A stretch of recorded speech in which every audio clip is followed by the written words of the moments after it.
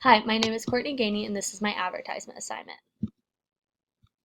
For my article, I chose Control of Attention Shifts Between Vision and Audition in Human Cortex. This article was cited in Chapter 4 on page 135. The questions presented in this article were, what is the neural basis for attentional control within and between different sensory modes? How do shifts between different sensory modes affect surrounding senses? And what effect does extended time have in one sensory mode? For this procedure that the authors conducted, there were 16 subjects. They gave each subject headphones with a man's voice reading digits and letters, along with a woman's voice in the background for distraction. Furthermore, they gave the subjects a screen to focus on, which had 16 different letters and digits which flashed onto it, along with 4 small distracting screens that were all around it.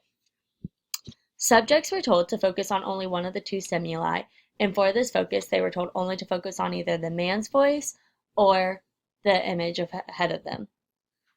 The cortical activity was then examined during shifts between vision and auditory modes using an MRI.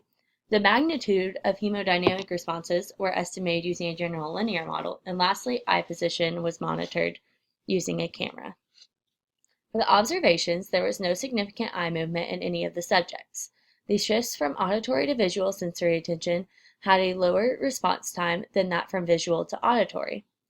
During shifts, activity in the cortex associated with the sensory that was being asked to be switched to was increased, while the other sensory cortex activity was decreased. The increase in these cortex activities were lowered once again after the shift was done. However, after being instructed to one attentional sense for an extended period, the cortex activity decreased, while the other senses, along with the attention to the surrounding stimuli, increased. The conclusions that these authors came up with were that early sensory cortical responses are modulated by attention. The effect of sensory shifts suggests a neural basis for behavioral trends in which focusing on one sense can impair the attention or understanding of another sense. And lastly, PPC and superior frontal sulcus and precentral gyrus mediate executive control over shifts between auditory and visual sensory cortexes. For my advertisement, I chose the iconic Coca-Cola Santa advertisement. This famous ad utilizes the psychological concept of visual imagery encoding. Visual imagery encoding improves memory by associating the subject being remembered with another common and recognizable visual image. In this example, we see Santa, who is one of the most iconic and seen images during the holiday time, holding the product being advertised, a Coke. Using this concept, the advertisers are able to place the image of Coca-Cola into the audience's memory each time they see this iconic character throughout the day during the holiday season. Therefore, the audience is constantly reminded of the soda being advertised. My article relates to this advertisement because it uses 3 different images with all different sizes and details in order to use the concepts of shifting attention, which was conveyed in the article discussed previously. In this article, the authors discovered brain activity became higher during a shift in attention and lower if the brain was focused on only one thing.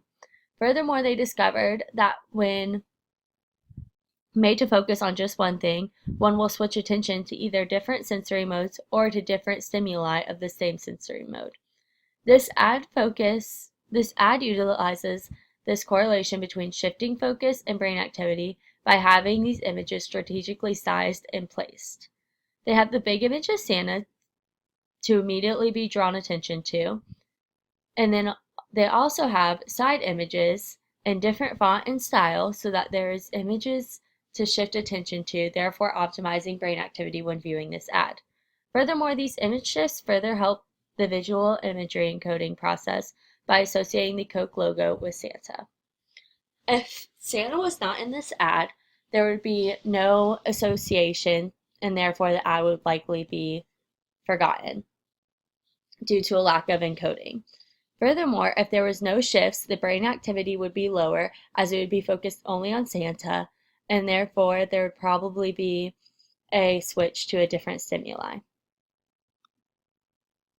This is my works cited page. I got information from both the article that I mentioned earlier along with the psychology textbook.